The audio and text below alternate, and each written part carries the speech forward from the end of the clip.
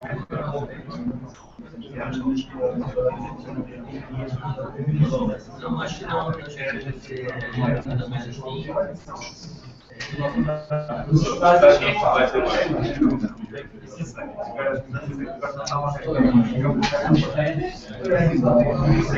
good morning, everyone. Good morning, everyone. Are you ready? Good morning. Okay, so thank you for joining us for the second BarCamp attached with NextStep. I hope you're here for a great event because that's what it's going to be. We already are live on the internet for our colleagues from the community who cannot join us. And I think we are ready to start with the most voted session of the day, which is going to be a ping-pong weather tournament using personal environment for fun and games. Now, before we start, I also wanted to share what other talks we're going to be having this morning, if time allows. If there isn't enough time for the last session, you can always join the speaker and have a private session, okay? Okay, so the sessions for today are going to be Introduction to Internet Meetings, building a real-time application using Node.js and OutSystems platform, building a solar panel stand and the monitoring system, which is a follow-up on last year's presentation. Reinventing an insurance agent portal through UX and OutSystems, which is a session by one of our experts from usability in OutSystems. The sky is the limit. Also, a person from OutSystems. Well, the session is going to start in a minute, and also top 10 tips for app design. And without further ado, I'm going to. Are you out? Já está. Aqui, presente, e speaker notes. Desta forma, agora podes me ver para ali. Está fixe? Okay. Thank you. Good morning. My name is Mario. I'm part of OutSystems engineering team. So I'm going to present an application that I did with the personal edition for control of a ping pong ladder tournament. So what is a ping pong? I think everyone knows. We started with a couple of rackets with the ball. We had a table, and we had some people, and more people, and we have fun and games. Okay, so this is actually our office, the only table that we have, so unfortunately, but still we managed to do a tournament with it, which is really fun. So a ladder tournament. What is it? So we start with a table. We start by adding randomly all the players that we have. Okay. So this is just the initial state of the game. Then the matches start. So the first rule is that you can only challenge the three players above you. This is just to be sure that we have plenty of possibilities to do a game, and for us not to be able to challenge the person below you. So you can actually go up the table and not down.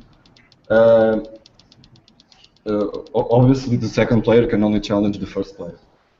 The third rule is that, the second rule is that if the player wins, the positions are switched. This is a simple rule. So if Batman challenges Wolverine and wins, then Batman becomes the third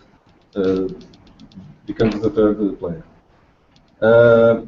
So the last two rules are to assure that we don't lock the table. So, for example, Wolverine now cannot challenge Batman because they finished the game, and this is a rule for Batman to be able to challenge the guys above him, and Wolverine be able to catch up by challenging the three players above him.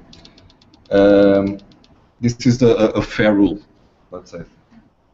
So the last rule is that players can only have one pending game. So this is so Khaleesi cannot challenge Wolverine if Wolverine already challenged Batman. So this is only to be sure that the game flows in a correct way, or the tournament flows in a correct way. So we started the tournament with Google Docs. I'm going to show you our style sheet, or our page that we started using. So this is the rules of the tournament.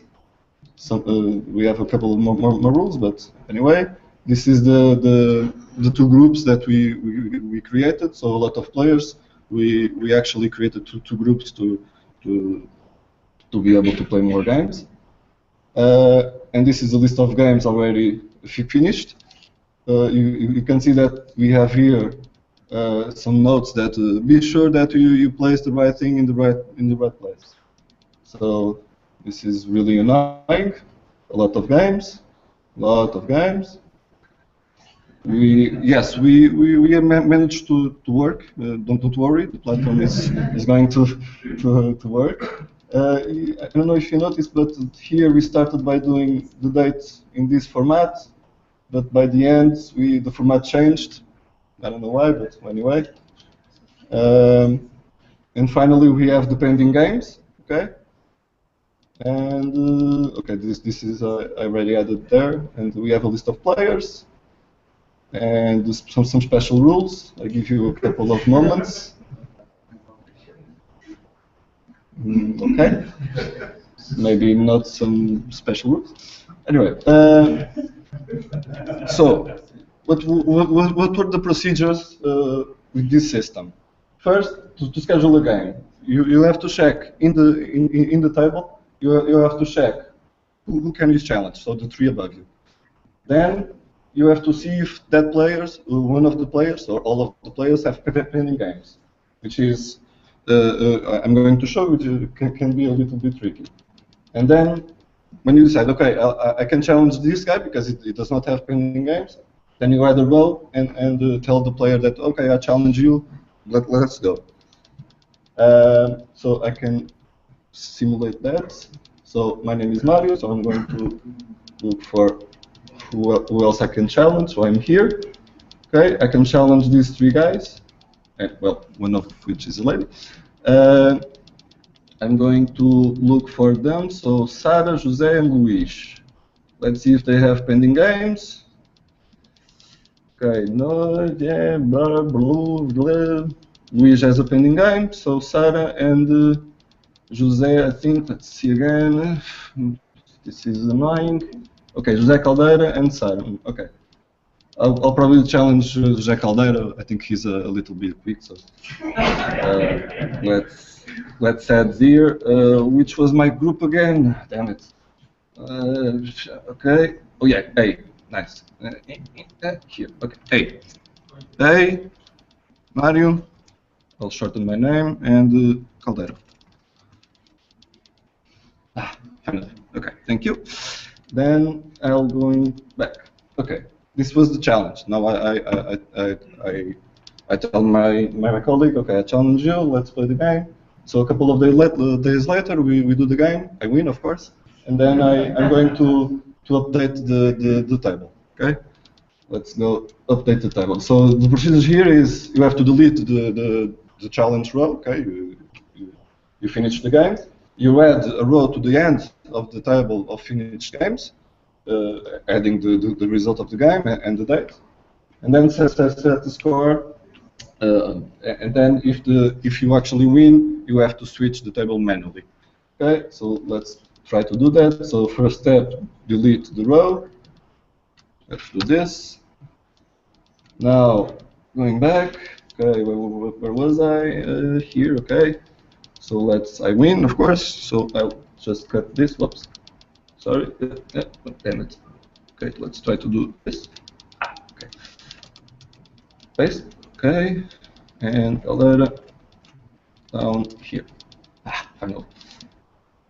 So this is a collaborative system, of course. So many players can be doing this at the same time, which can be messy, I think. And I'll add here group A, I think, yeah, maybe not. And Mario challenged Caldeira and 0 and day to, well, whatever. So this was pretty troublesome. So okay, let's continue. So this was the old system. I look at this 1 week into the tournament and decided, well, this is pretty stupid. We are engineers. We have an awesome platform. We have the personal environment for us to play around. So why not create an application with it, right? We have the all ingredients to do an awesome application. Sorry, I forgot about this. Anyway, let's move on. So let's create an application with it. And I did, of course. So this is the application. Okay. I'll just log in with my account. And this is the application. This is the first screen. So here, what do I see? I have my group here. This is the main screen, of course, for me. This is my group table, or group standings. These are the players that I can challenge. Notice that the difference between these 2 hours. This is the available player to challenge. The other 2 have pending games, so I cannot challenge them according to the rule. These are my games. Notice that I did not lie, so I did actually win.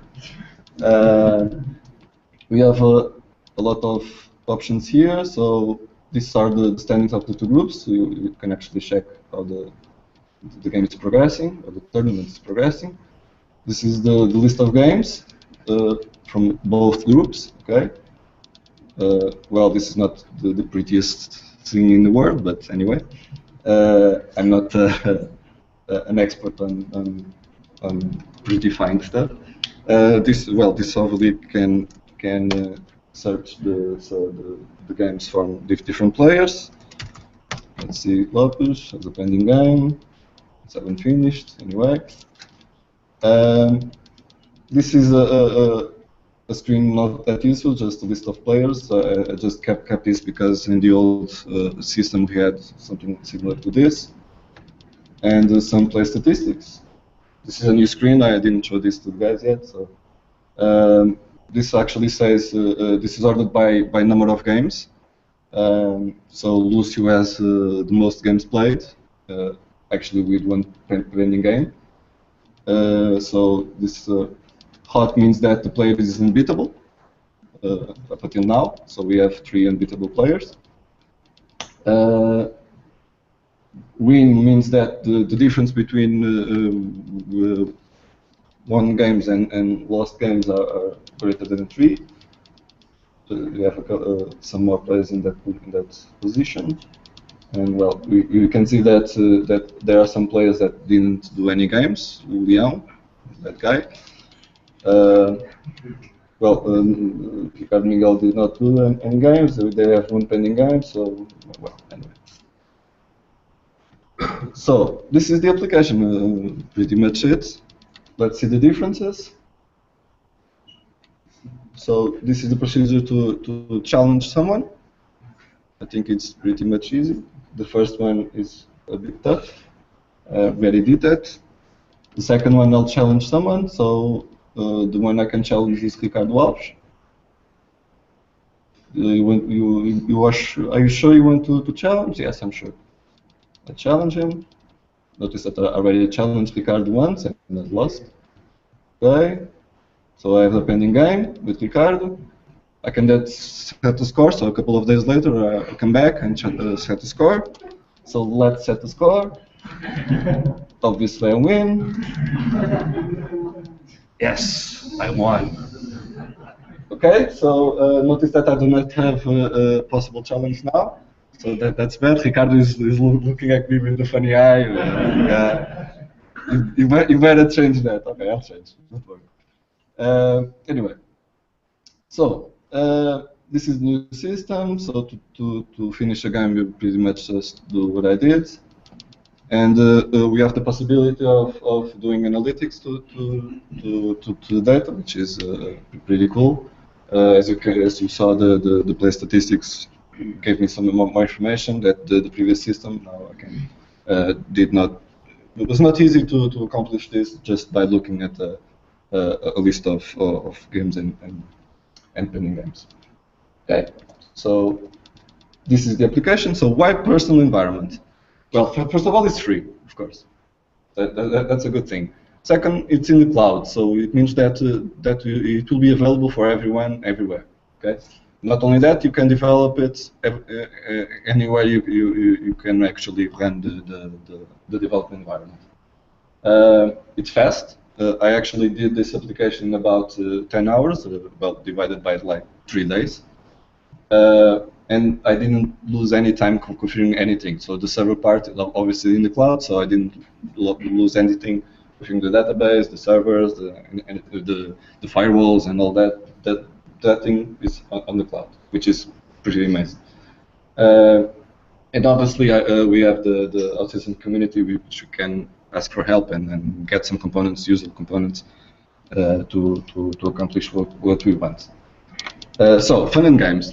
Let's see the progress of the application, and if you don't mind, I'm going to throw to you some tips if you want to create some games. So the first thing you have to remember is you have to define your limits. You do not want to create the most complex game in the world. You want to create a simple game. At least the first application, the first version is a simple game, and then you want to extend that game with more functionality. You will want to create. You want to define at least the first 2 or 3 versions. Okay. You start small and then build up on it and create. Well, this is pretty much the rules for any application, right? So anyway. And you start by analyzing the context to come up with the entities and create an entity diagram. I actually bought my entity diagram. Is a pretty simple one. So a group can have a lot of players, and each player in the group has a position.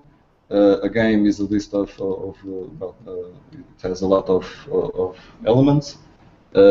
Notice that I created a player entity which has a name. This can be like a nickname or something like that, and linked with the user table to have the login capability.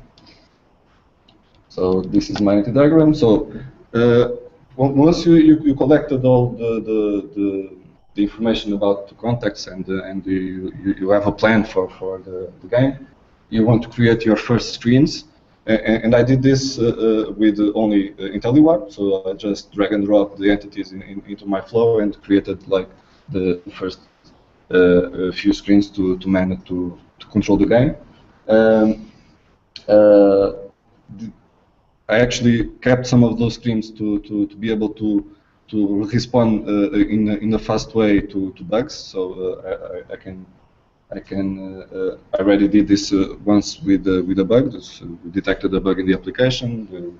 The player could have 2 pending games, which is wrong, and I was able to use one of these screens to delete the game and reestablish the other.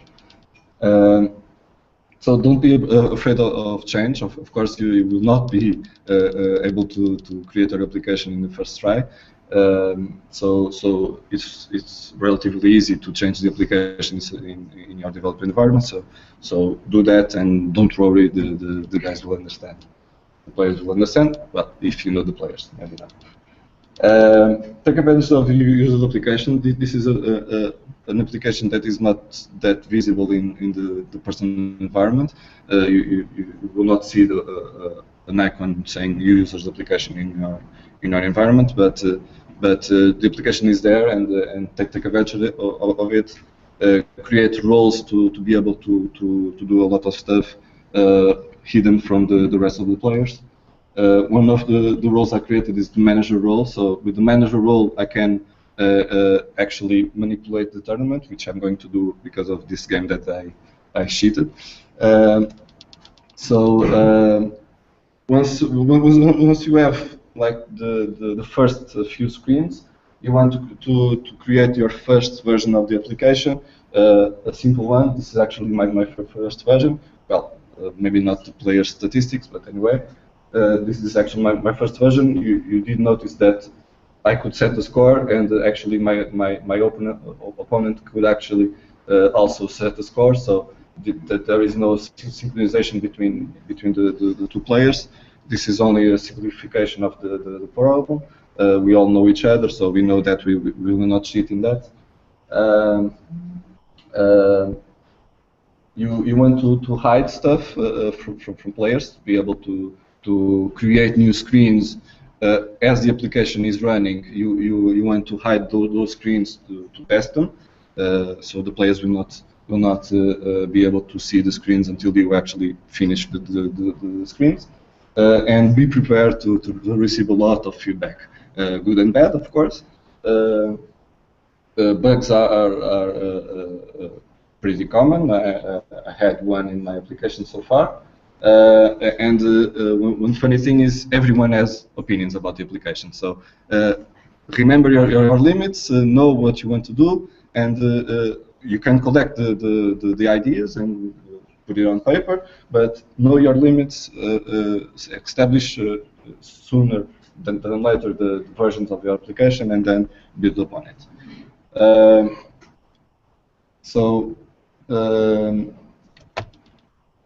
Once the first application is the first version is completed, you can then start upgrading the application. You have a lot of tools to build an awesome application. Like, for example, the ECT can help you collect feedback from the application to find bugs and stuff like that, which is available in the personal edition, the personal environment. The PA can use the PPT capability to mimic the steps of some process. So to help players go through your application, and you can actually send mails to the players, which I did not done yet. The next version will be able to do that, to send notifications to the players.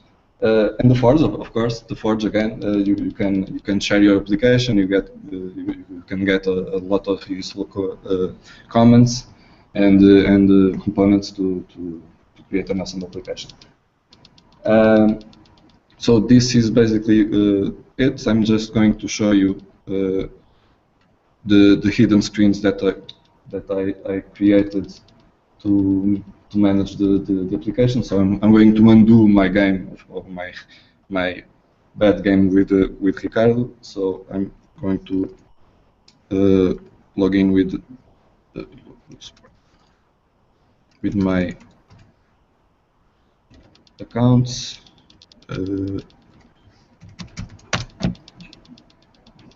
So as you can see, I have a couple more screens available to this user.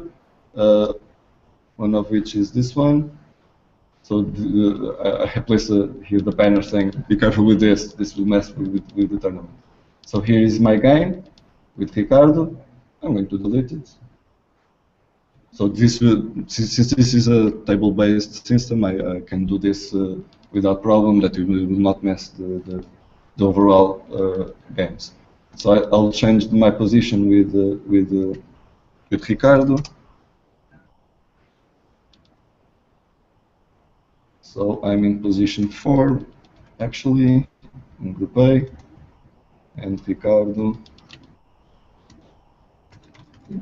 We have a lot of Ricardo, so I'm expecting a lot of results. Where is the mouse? And Ricardo Alves is in first position. Actually, let's put him. No, okay. That's okay, Ricardo? Fine, thank you. Okay, so let's see if everything is okay. Let's see groups. So Ricardo is in first, I'm in fourth. Everything is okay. Let's see if there's games here that Are actually everything okay? Looks okay. Looks good. So this is ordered by date. Well, no, not actually that, but by date. So this was the last game that I did with Ricardo. I unfortunately lost. So yeah, that's it about the application. So this is pretty useful. Hide your management screens from the other users. So that's it. Thank you.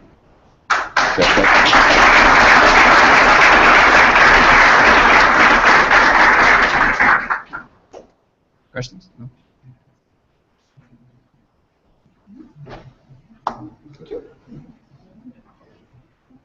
Okay, so now we're going to have Natalia presenting top 10 kick-ass tips for application design. I think I had it somewhere here. No, you are not. No, it's here. Okay.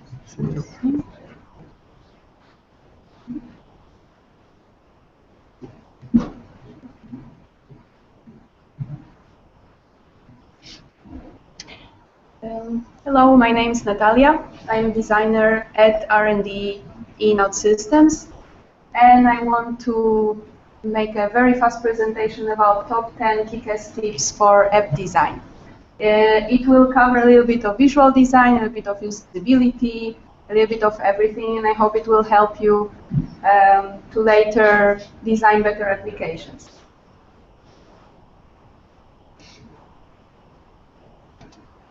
Oops. Okay, so tip number 1, use real data. It's harder, but it really pays off. Why? Because you realize some things. For example, if you are using just data like here, in this example, you don't actually see that when you put the real data there, you can omit the labels. So you can realize that there are some elements that you don't really need to put in the design, and that way you can declutter the interface. And this is another example of not designing with the real data, which is when there's no data. So empty states, they look scary when they are not designed. And you don't need to do something very complicated. Actually, it's very good to suggest what's the next action for the user. So like here or like here. Then, of course, you can go a little bit more creative and fun. So as you see, empty states can be fun, and they are a good way to establish some more emotional relation with your user. So some summing up about designing with real data. As you saw, some elements may turn out obsolete, so it will result in less clutter after all. You should always think how the design will look with short piece of data or with a very long piece of data. Sometimes we think, okay, we will put a name there and we leave 100 pixels for it, but what happens if someone uses 3 names and the last name is very long, right? And you, I would say, should invest in designing empty states because it can be fun too. Tip number 2, don't be afraid of color. It will not bite you a lot. First, if you use red, it may be a little bit flashy for the eyes. This is an example of a Polish bank that is really extensively using their branding color, which is green. So for sure, it's very characteristic. Of course, we may find some minuses in this layout, but the color, very bright, wakes you up in the morning. So this is another example of a bank. So as you see, banks don't need to be boring. By just adding the color, you can make the interface look more interesting. And this is our OutSystems London theme used in with the platform, the default theme of the platform. And the trick that we used here is that we made everything in grayscale, and then we added a very vibrant color to the elements that are most important, like the links and the buttons for the call to actions. And then you can very easily change the overall look and feel of the application just by changing this one color. So This is a safe way for developers that are afraid and don't know how to use the color. You can put everything in the grayscale, more or less, and then just choose one color, because everything will look good, every color will look good with the grayscale.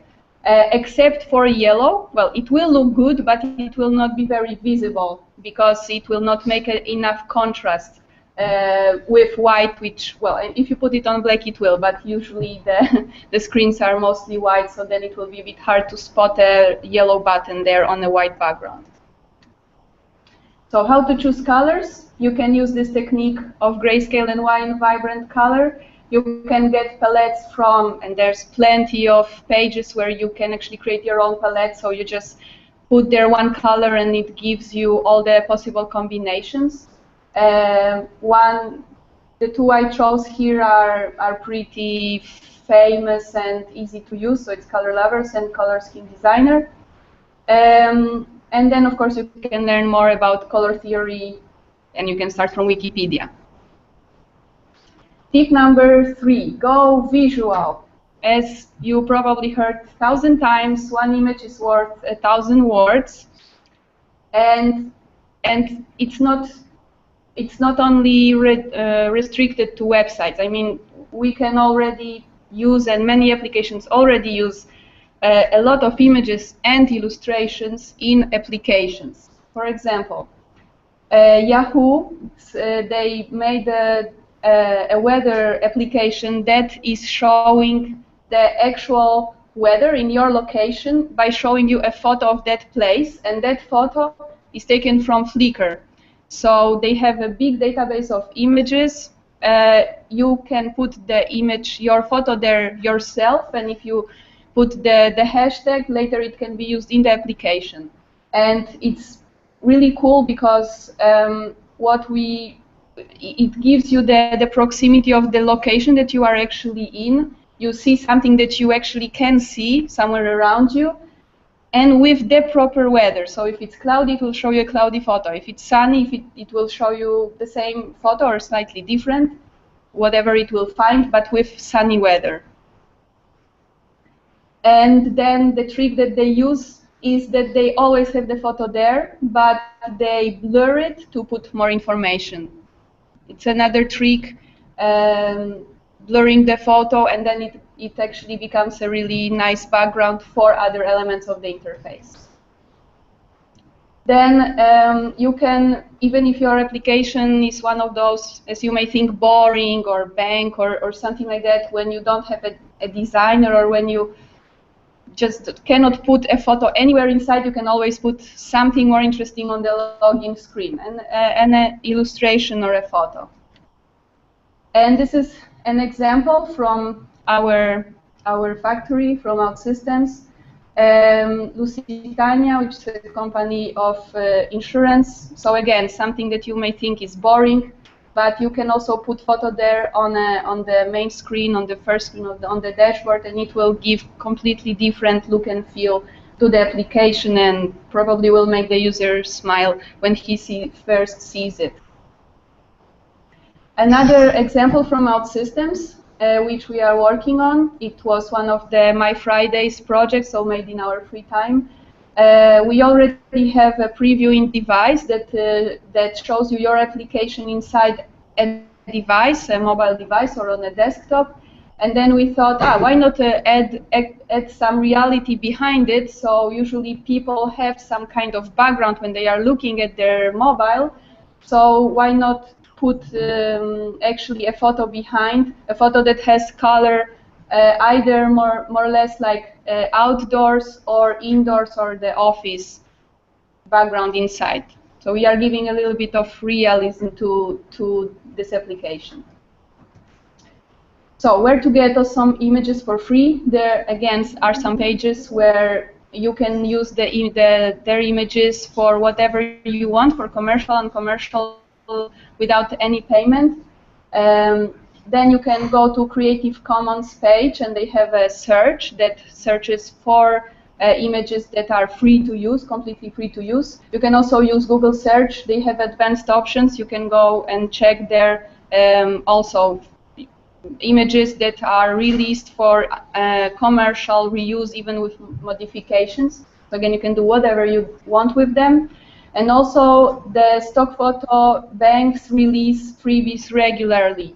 Shutterstock every week releases one photo and one illustration. iStock releases one photo every week, one illustration, and one video every month. And Creative Market releases free themes, free fonts, free icons, also free images and free illustrations. Every week they release 3 freebies. Tip number 4, use icons, because they speed up the comprehension. It only takes 150 milliseconds for a symbol to be processed, and then another very short amount of time to attach a meaning to it, as you can see. Instead of providing a big description, we can just put one icon there. Instead of reading all of this, we can just look at the icons, and we can much faster find, for example, a trash if we look here than if we just try to read every single label here, right? However, be careful, because icons are very good attention attractors, eye attractors, but if you want to rely only on icons, it's tricky, because unfortunately users may not read exactly the meaning of the icons. So in this case, actually Microsoft tried to release interfaces with icons only, but they discovered the users are really struggling with it, so then they had to add the labels everywhere. Now it looks a bit cluttered, but that's how they did it. So icons, it's very good right now, very widespread, the usage of iconic fonts. You can use Font Awesome. These are fonts that you can easily attach a font to your website, and then use the icons or call the icons by using the CSS. Font Awesome has pretty big library. However, if you still can't find icons in Font Awesome, you can go to iCommune and make your own set for free. They have loads of icons already made. You can just pick the ones you want and create your own set, and export it as a font already with CSS styles and everything.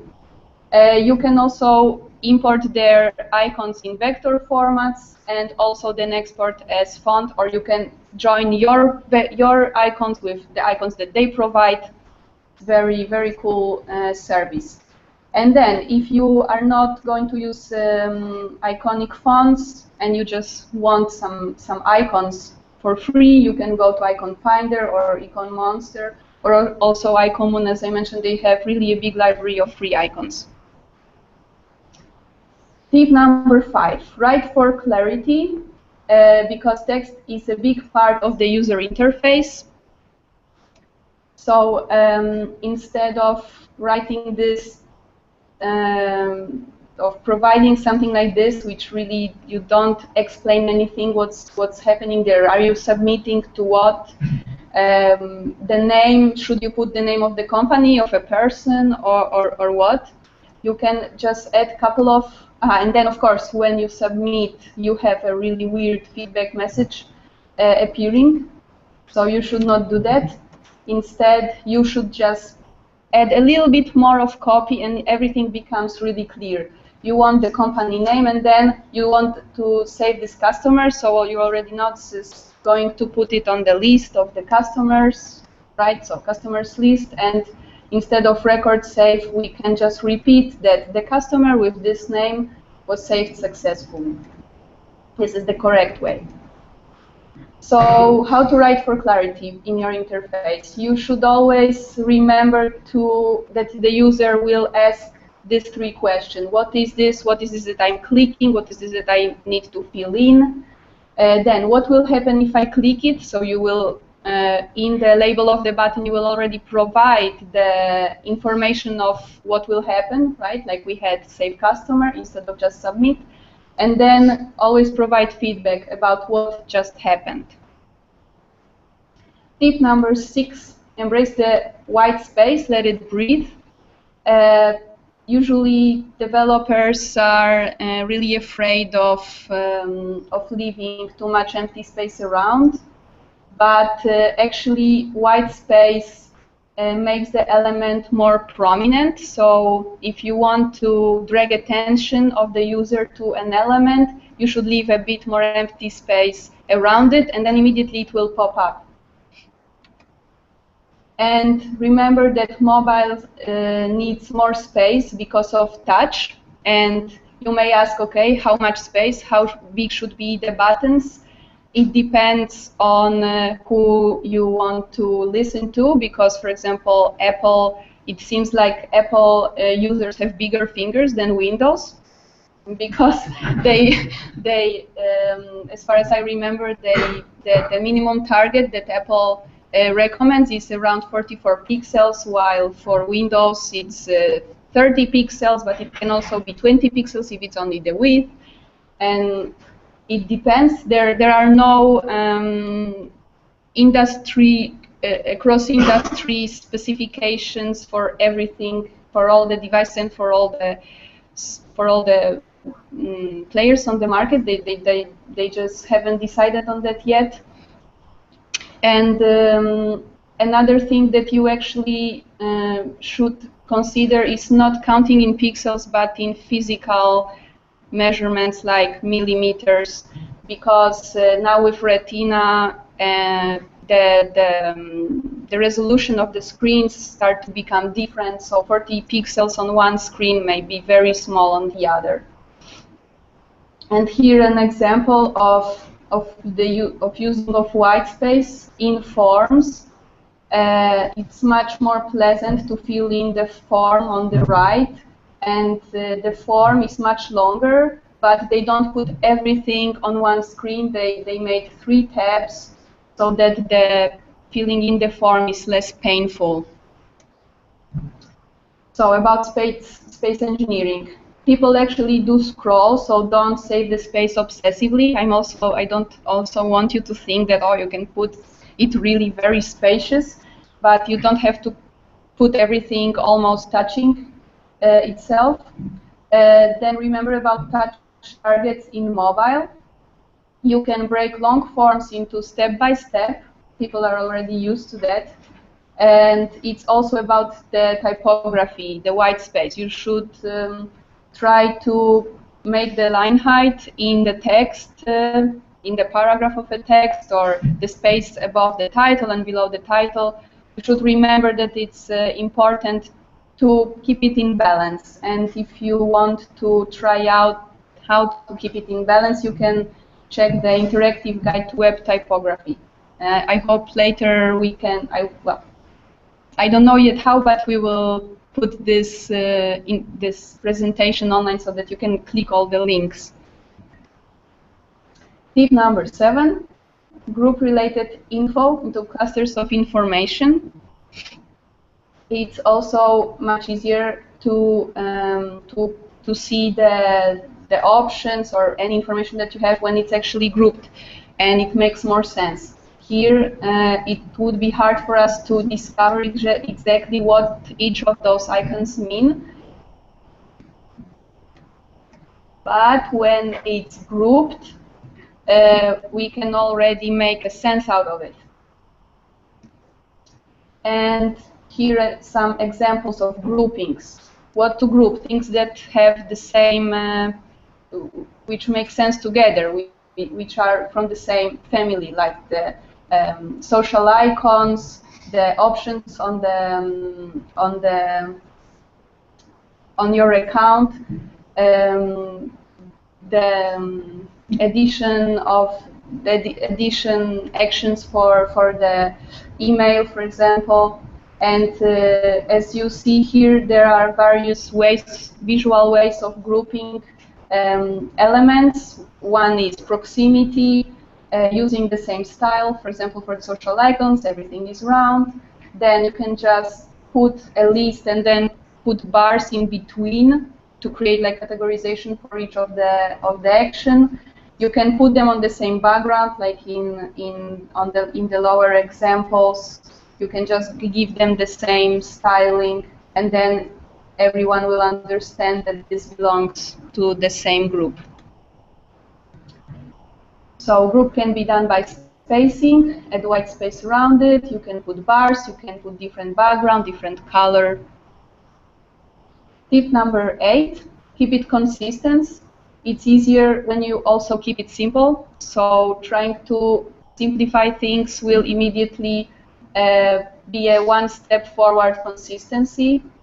These buttons are actually all taken from the same application, and they are all different shapes, colors. The copy is different.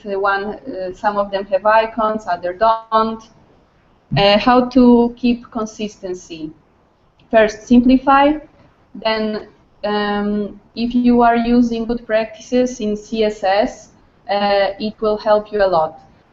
Very important thing is to separate the classes that are for layout from the classes that are for styling of the color.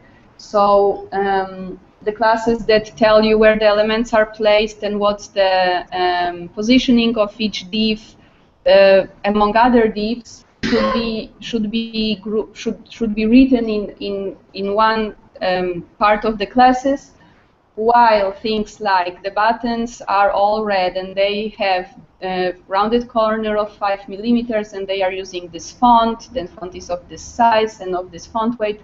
This all can be put in a separate class. So later you can easily change only the classes that are about the styling. And if you are using less or SAS, it's even easier because they allow using includes, so then you can change one color very, very easily because you just change one line of code. And it's good to create a style guide after you have created your application, because later some other developer or some other designer may come and may need to extend the application. And then instead of just going through each screen of the application to try to get to know everything, if he has a style guide, it's much easier, and then everything that will be designed afterwards will be consistent. Of course, the person is following the style guide. Tip number 9, do a blur test to see if the hierarchy of information is right. This is something that we did when we were designing the community pages. When you blur the screenshot, you can see that the things, if the things that you want to be important are really popping up. In here, we wanted the main action to create new posts to be really prominent, so we put it on a big red button. And then the forums, we wanted to make it clear what's the category and then what are the forum topics, and then giving this extra information here in smaller font. So this way you can see if it works. You blur to the moment where you cannot read what's written there, and then you look at it again and you see if the hierarchy of information is correct. And you don't need Photoshop for that. There is an online image editing tool called Pixlr, and you can just take a screenshot and put it there and blur and see if it works. And the most important thing, go out and user test it. Don't be afraid. You are actually designing for the users, and users are there not to destroy your work. They are just there to give you feedback to make your work better. And any testing is better than no testing. Well, almost. Maybe if you are testing your application on tablet with your grandmother who doesn't even know how to call the tablet, it's not right. But even if the person that you want to test the application with is not your target audience, is still better than doing no testing at all, because you will always discover some things. So try to make the test simple and keep them cheap. They don't need to take much time. You can just go out with your app to the corridor, ask your colleague, or even ask the person that's sitting next to you or your family. It's always better than no testing.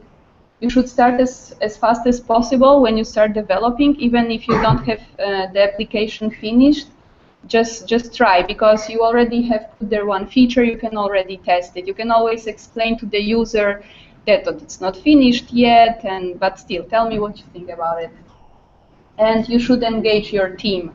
So when you do a user test, you can record it and later show to your team members, because usually people don't understand or think, like you tell them, no, this button should not be red. Oh, no, but really, we like red. It's harder when you have a user test behind you to support your argument. It's easier, and your team will really realize also how important user testing is, and will see, when they see how users struggle with your application, they will also already start thinking about better usability solutions while designing the application. So it will just make everything better. Okay, do you have questions? Okay, so thanks.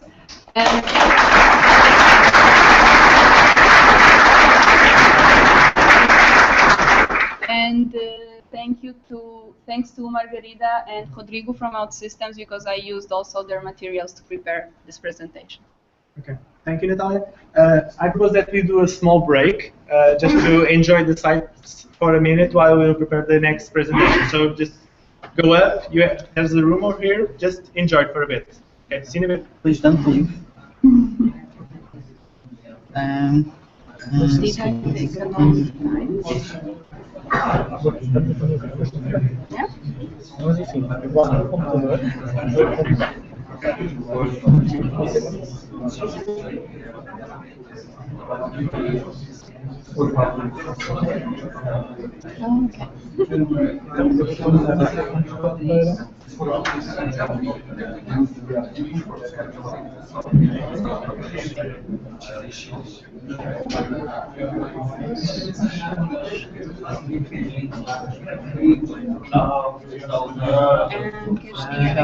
Sim.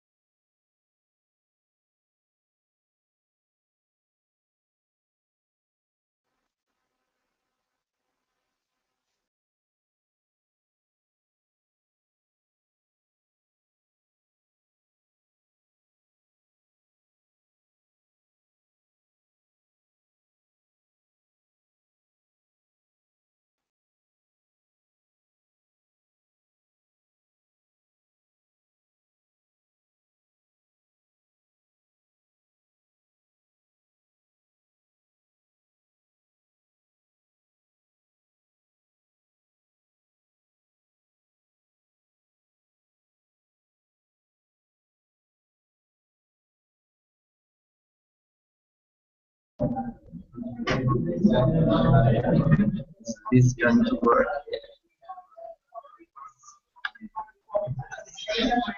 Nossa, tem aula. Sim.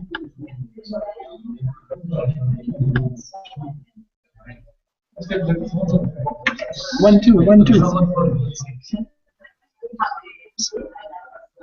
Estás a apertar o meu ecrã, não é? Este.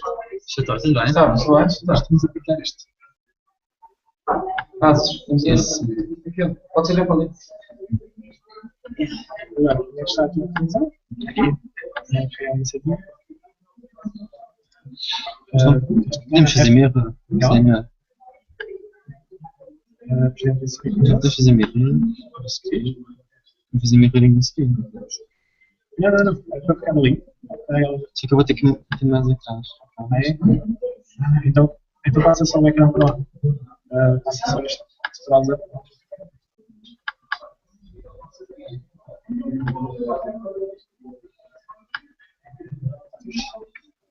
Olá, senão pela mensagem de ser. Yes. Carrega ali no allow, senão aquilo que vai chamar.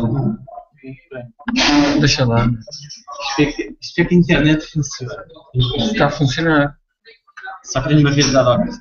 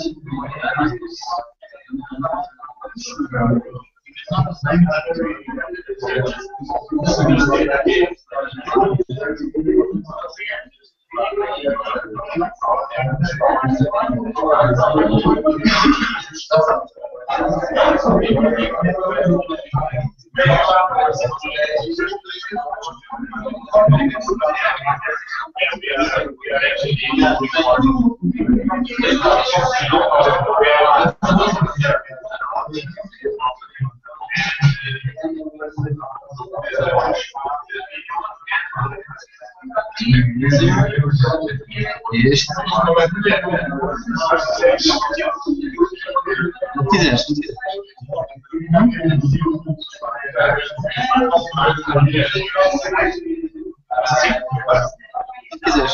Está toda a gente cá dentro? Já está toda a gente cá dentro?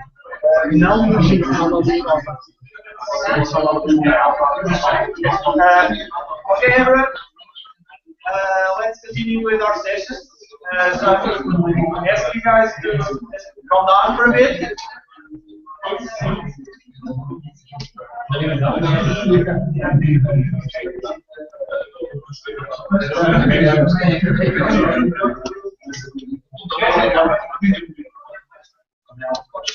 Everyone's ready?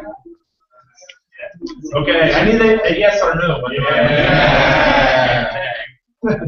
Okay, so our next presentation is going to be by Ellie. I shouldn't be presenting the names, but you'll get to know them with the name tags. Building a real-time application using Node.js and the OutSystems platform. So, enjoy.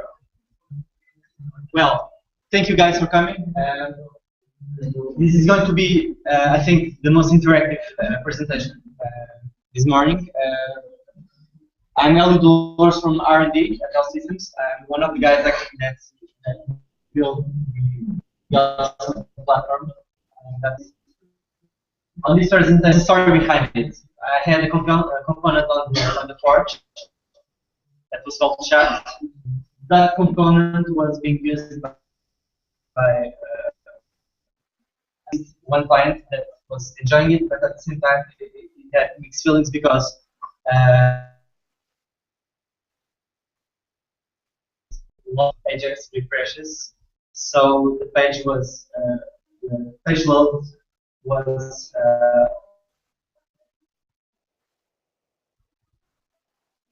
not the page load, but necessary request to the pages to see if we have new messages, because this should be working.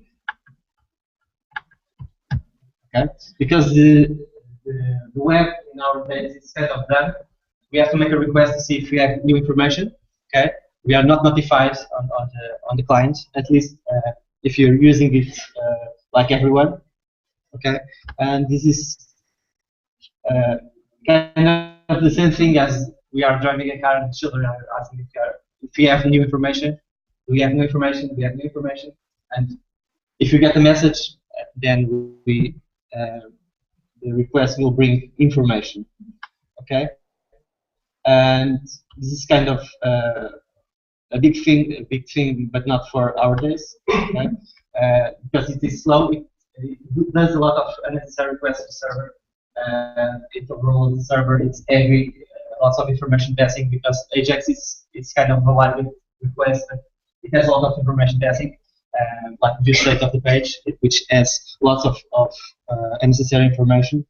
And it's not even driven. With one request, we are going to check a lot of things. Okay?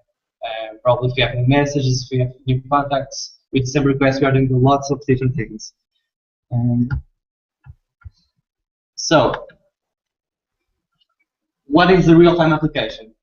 Basically, we use them a lot. I'm using one right now, which is Google Doc presentation application, where we have several users editing the same document at the same time. Okay? And we also use them in some messaging programs like Hangouts, Facebook chat. but we also have some different needs like stock charts, auctions, some things that we need to check when the thing happens, and not by doing request to server to see if the data has changed. Okay, so we have some alternatives by to the Ajax pooling. Okay, some of those technologies or some of those alternatives were kind of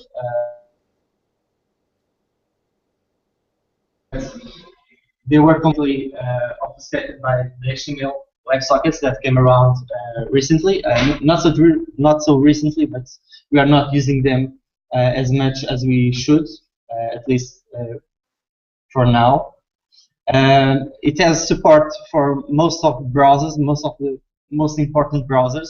Okay, I don't know many of them who don't support it. Maybe Internet Explorer, but some people don't consider that a browser, and that might be the problem.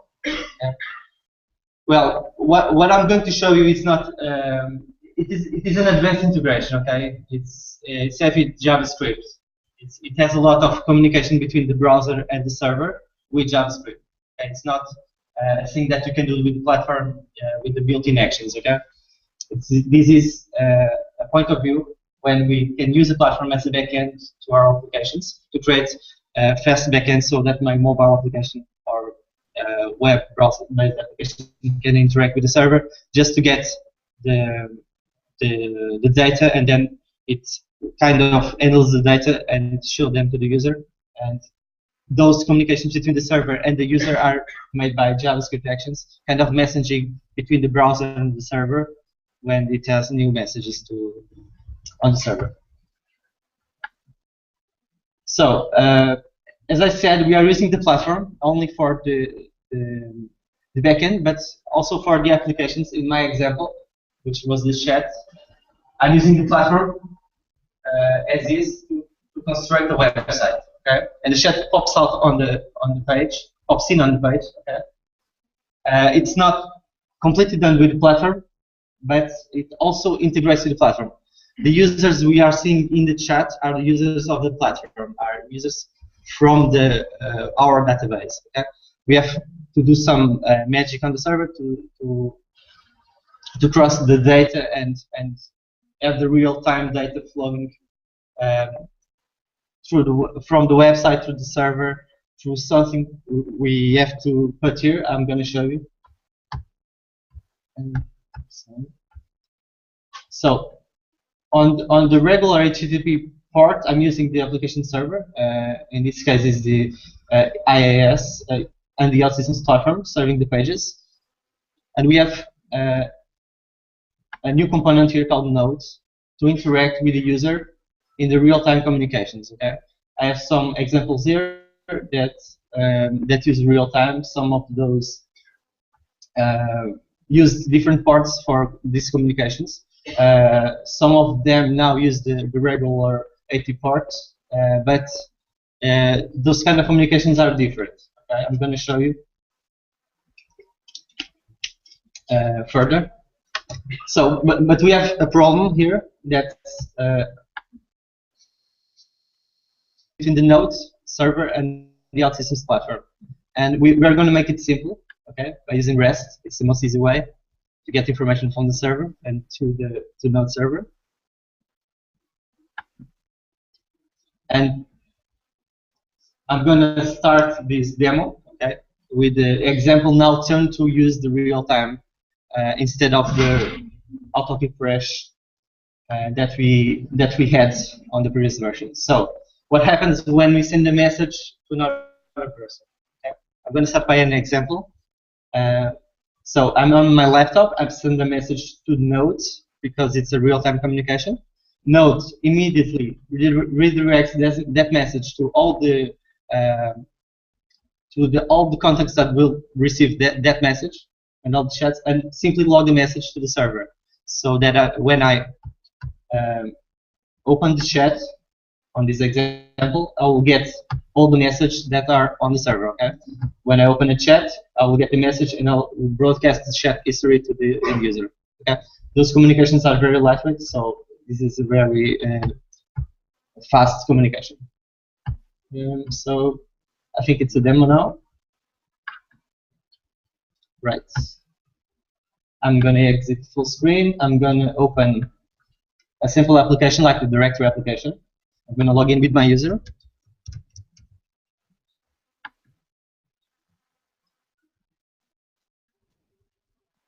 Okay. And then I have something here. It's a widget made with JavaScript that has all the contacts on my contact list. Those are I think, most of the R&D members. So I need at least 2 persons to have a communication. So I'm going to use another browser. Sorry, not this one.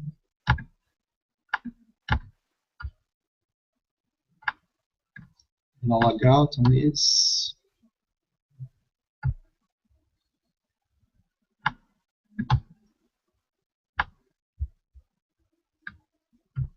So I'm going to use another application like the documents.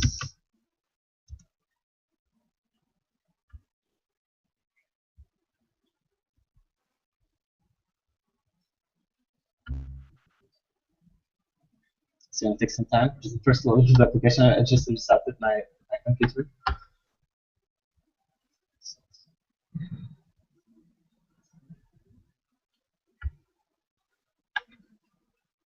Okay, finally. I'm going to use a simple user, different from the previous one. I'm going to log in. Of course, it's early. So this is a very small screen. I'm going to try to make this appear. Well, I'm already connected. If I change my status here, you're going to see that it changes immediately on the other side. I'm going to start the communication, and I just press the button, and it's automatically on the other tab. Okay. No refresh needed. The message is automatically on the other side.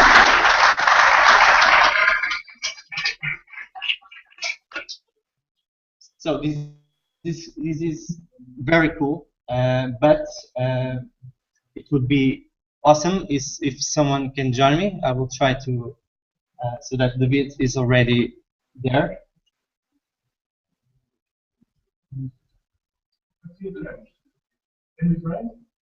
Not yet, just one person at a time. So the vid has sent me a message. Okay, sorry.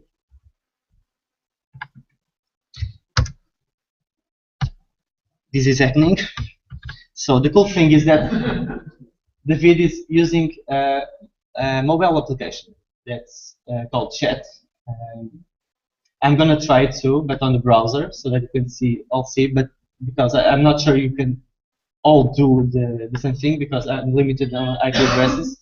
So I'm connected with John now. It's a simple one of the users that we have, and I'm going to communicate with. Let's see. I'm going to close this one. It's Erlindo. I'm going to send him a message. Hey, I click send. It's not the same thing on. And it also works. Okay. I'm going to try something different now. I'll try to send something to the chat, like a message, an image to window, and that I'm sorry, not this thing.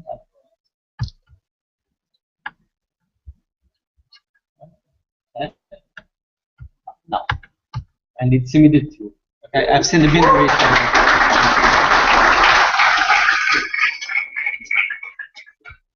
I can also create group chats with this one with lots of contacts. And this message will pop up here on the phone. And okay, that was not supposed to happen.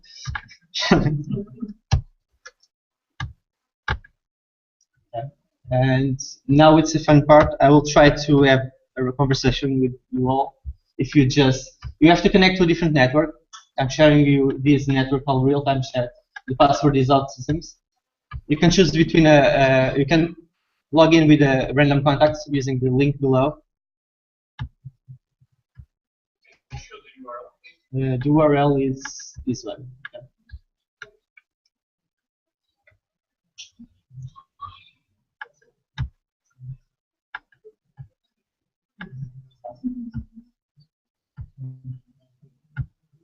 Let me just open with my user.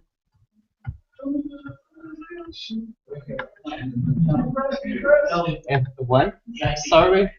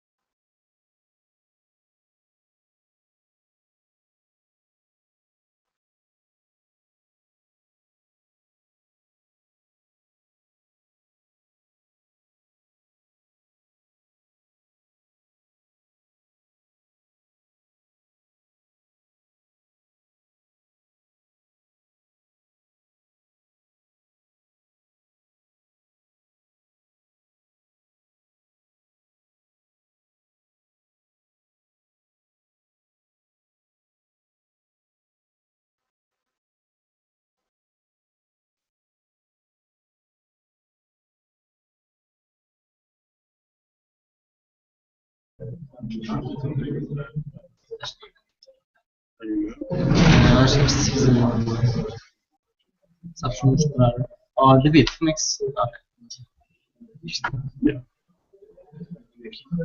No pessoal. É isso. Isso faz. I guess. E posso dar para ir até aqui? Sim. Já viste o último?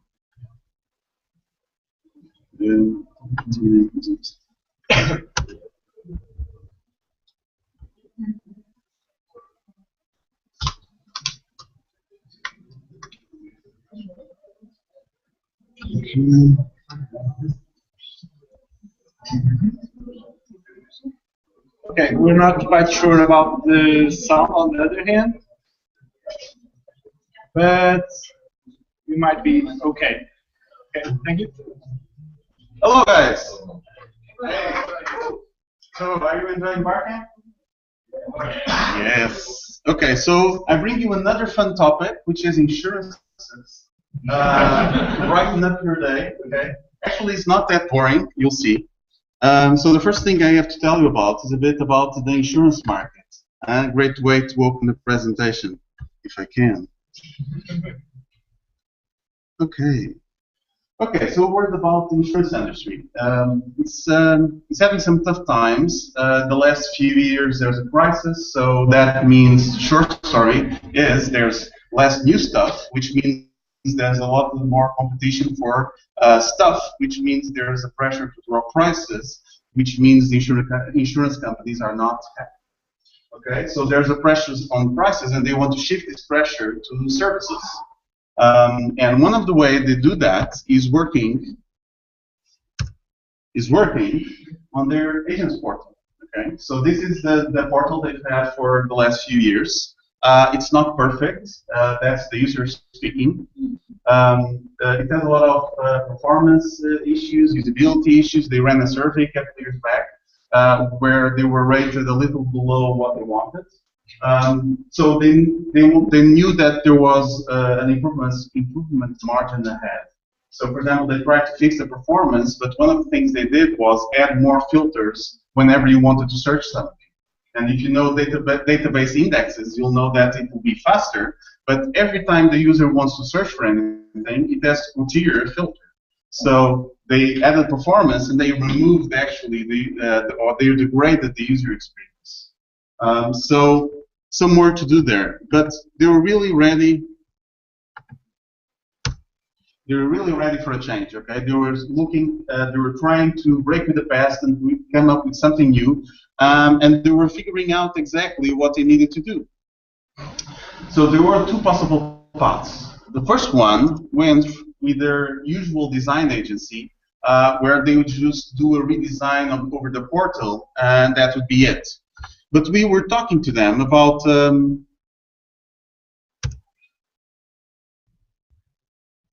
I'm loving this usability. So there was this new thing we had been talking to them about, this usability thing. But they were not really convinced. So what they figured out was that they would do a challenge. So our sales guy went there and he agreed that we would create, or both competitors would create a page design which would show them the way. So I got there and I said, that's not what I'm going to do. So I had a big argument with the sales guy, but eventually I did this. So we had 3 days, and we spent the first day just learning about the application, the business, and especially spending time with the users. We then spent the second day just throwing around some wireframes, and the last day was the pitch selling this new vision. The first day was the most fun one, and basically what happened was a program manager came with me and told me, okay, I'm going to present the users, and I have to leave because I have a lot of meetings. So I said, okay. So we went there, and I started talking to the users, trying to figure out what they did, why they did it, etc. And somewhere into this conversation, he got up and he picked up the phone and he canceled all the appointments he had for the day. So it was the first time in years he was looking at the users working with his software, the software he had led in development, and it was the first time in those years that he was looking at people working with the software. Okay, it was mind-blowing to him. Okay, so he spent the whole day there with us. Okay, the fun thing here is that the users were actually in the floor below him. Okay, it's quite amazing, and we see this almost every day with a lot of our customers. Okay, they're too far apart from the users. So in the end, we had a set of wireframes. We sold a whole new vision of how we solve the problem, and project one. Can I have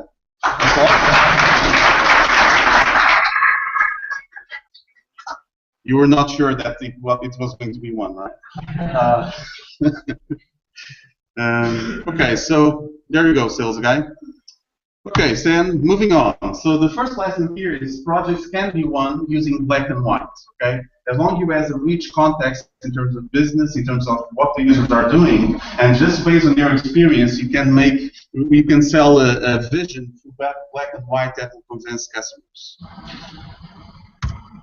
Okay, so let's get started with the project. So we had a really cool environment to work in. So a very supporting customer opened up all the doors we needed, and it was really multidisciplinary, as the Lean UX movement says, and it really works. You have to have a lot of people from different areas doing their thing, and it moves a lot faster. So this is what we did. So we started by the business analysis. We moved on to the user research. It was a must. Then we did the wireframing for all this new portal. On top of that, we put in some visual design to extend the concepts we had in mockups. Then we built something, actually not me, Guilherme, built something which was a lifestyle guide. And then at some point in time, we went live, and there's a few lessons there for me to share.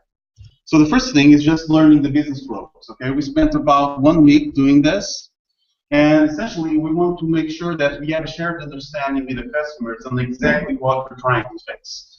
And one of the things we do is we talk with the major stakeholders on the business side, just figuring out they all have a consistent perspective of what the portal should be. Sometimes they don't, and we have to compromise around that. We spend some time just looking through the applications that are already there. We put in some analytics. We turn them on. It's always surprising that people also don't have analytics on their applications. They have no idea what users are doing there. For example, we found out that 50% of the time you were there, they were spending it in invoices alone. Okay? Could have been because the invoices were in 4 different places in the parent portal, and they were just trying to find their own. Okay? But they spent a lot of time there. One of the things we also have to do is prepare the next activity, which is going to speak with users. So you have to figure out which kind of user profiles exist to make sure that you're not speaking to some users which do not represent the whole bunch. Okay? So, and the first lesson, not just for this part, is that context is really king. Okay? You need to have as much context as possible for you to imagine a new solution, to create a new vision. Okay? Context really is king. So, second part. So let's meet the users. So we spent 2 weeks. We went around the country. We talked to about 10 agents, and there was always the naysayer saying that, okay, we don't really need to speak to the users. Okay, basically these are trained users. They'll work as we tell them to work. But that's exactly what got them into trouble. Okay, that's exactly what we're trying to fix. And the best explanation I have for this is that you can make a huge investment into technology. Okay, you're building a race car. You want it to win races, but you can put all the technology you want in here. If you don't pay attention to the guy who's sitting behind the driving wheel, you're not going to win any races. Okay. Okay, and because you have 1,000 users behind the driving wheel.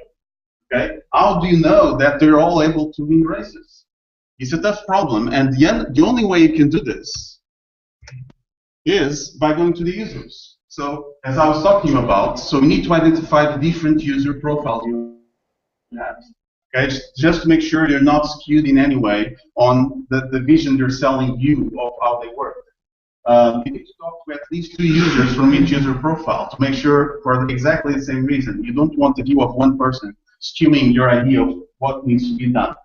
Then, as you go there, you have to make them as comfortable as possible speaking to you, which means you don't wear a suit and tie. Okay, so if you're looking for an excuse, that's it.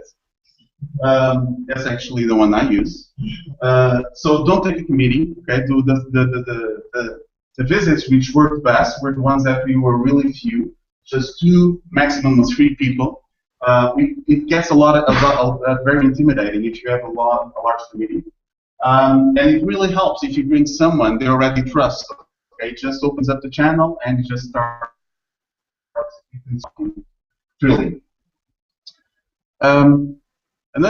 Another thing we found out that didn't work very well was bringing your laptop. By using your laptop, you actually you and them, and it works a lot worse. It works a lot worse. So my main recommendation here is just to go analog and use paper. Okay. So that's because we want to do that. We want to create rapport. Okay, you want to make it as more comfortable as possible with you, and to have a nice conversation. You want to learn about everything they want to say, about complaints, any kind of compliments they have on how things are working today. One of the special things you want to learn about is where are they spending most of their time. Because those will be the use cases you want to drill in terms of visibility. As you figure out the business, you want to ask the users, okay? And those are the known unknowns, things you know, you don't know, that you want to find out. But then there's this whole magical field, which is really important stuff, as it turns out, but it's things you don't know, but that you should know, okay? So how do you do that? You throw open questions. Okay? You just say, okay, so you arrive in the morning, you pick up your coffee mug, and then what? Okay, and you just start pulling, and sometimes really fun things come out. Another pointer. So we want to find out at the end specifically, and prioritization is really key here. What are the 3 things you'd like to fix? I think that's actually me. Sorry.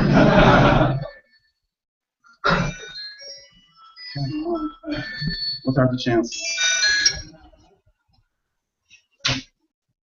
Okay, so 3 things you must fix, okay? But don't forget about the other one, which is the 3 things you cannot break. Sometimes we focus a lot on the problem, the reason that brought us there, and we end up damaging whatever was working. So we need to focus as well on what works. After that, just gathering your notes as you can sit down, just transcribe your notes to digital format in your hands, tag. The users actually miss the previous app to this portal that you saw. Okay? They miss this. Okay?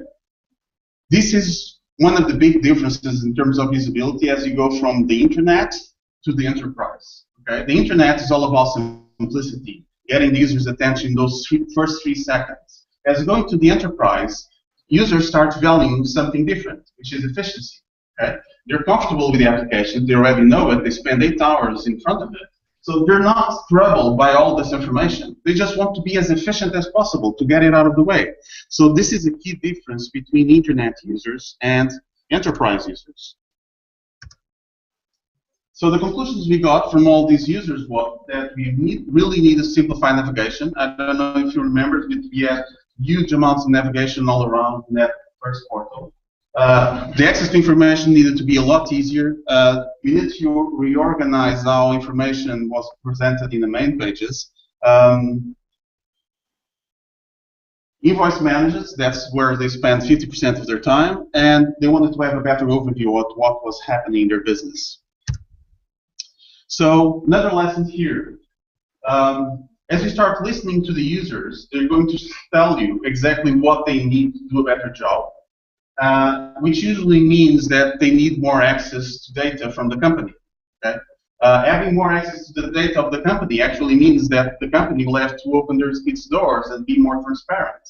And this is tough, because being more transparent means that you have to show the inefficiencies of the company, their own failures, okay, that they spend 3 times just to answer someone's question, okay? So it's a challenge, and the company must really buy into this vision, and they did. Lusitania did buy into this vision of opening their doors.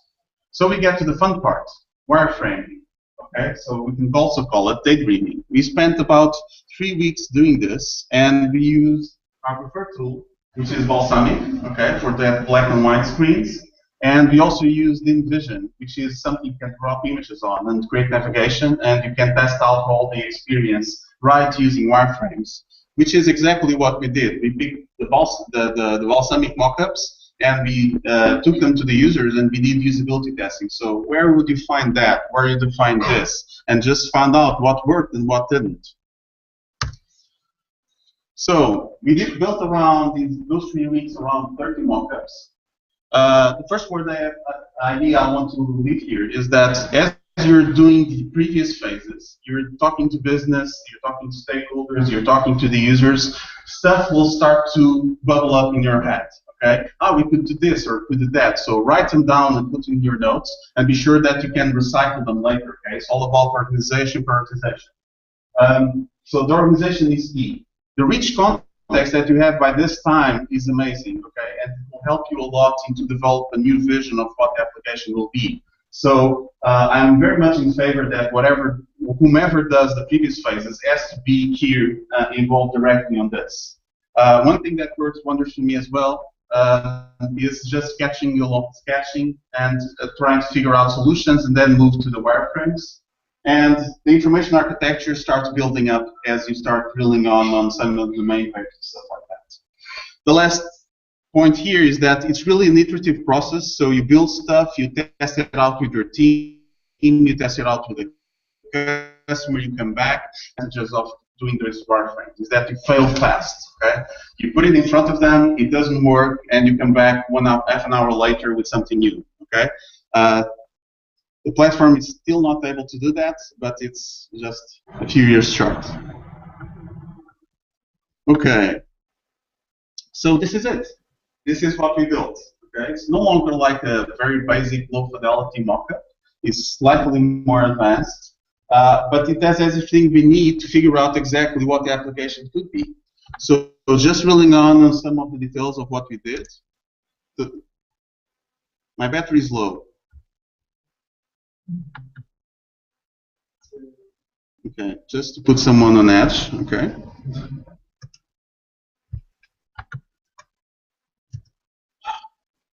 So the first thing you might have noticed is that we have a very simplified vision. Sorry for being in Portuguese. Didn't have time to translate. So you have clients, policies, invoices. So it's really clear where you'll find stuff. The other thing we did was we introduced an intelligent search. So basically, you can throw anything at it, any kind of number in the insurance world, like a policy number, a license plate, a claim number, whatever you throw at us, we can figure out almost instantly what it means and just show you the way towards it. Okay, this is another case. Here, what we did was we had these boxes which presented a summary of the application. So most of the things that usually customers are looking for will be in this top part above the fold, and you then just drill down as you need. Another thing we introduced was this activity events. So whenever something happened within their world, okay, we popped it up. Okay, we bubbled up the event saying that someone paid this invoice in ATM. There's a new signature by one of your customers, and this actually works really well. So lesson here